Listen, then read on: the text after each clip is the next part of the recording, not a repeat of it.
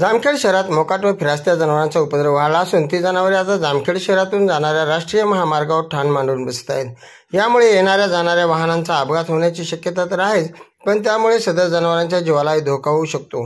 मात्र नगर परिषद किंवा राष्ट्रीय महामार्ग प्राधिकरण यापैकी कोणीही याकडे गांभीर्याने पाहत नसल्याचे चित्र दिसत आहे।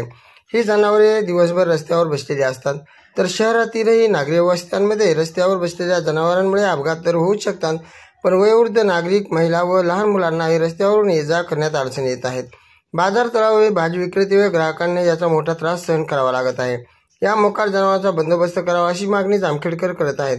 तसेच फिरस्ती जनावरे यांच्यामुळे दुर्गंधीचा सामना करावा लागतो, तर भटक्या कुत्र्यांनी शहरातील अनेक नागरिक, महिला व लहान मुले यांना अनेक वेळा चावा घेतल्याची प्रकरणे घडली आहेत। तसेच फिरस्ती प्राणी व भटकी कुत्री यांचे रस्त्यावर होणारे एकमेकांवर हल्ले हेही जामखेडकरांसाठी त्रासदायकच असतात।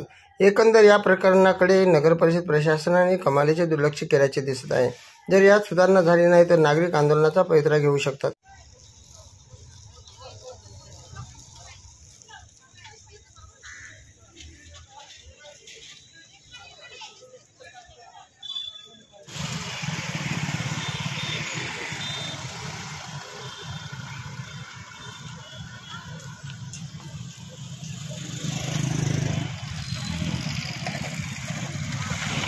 मोकाट जनावरे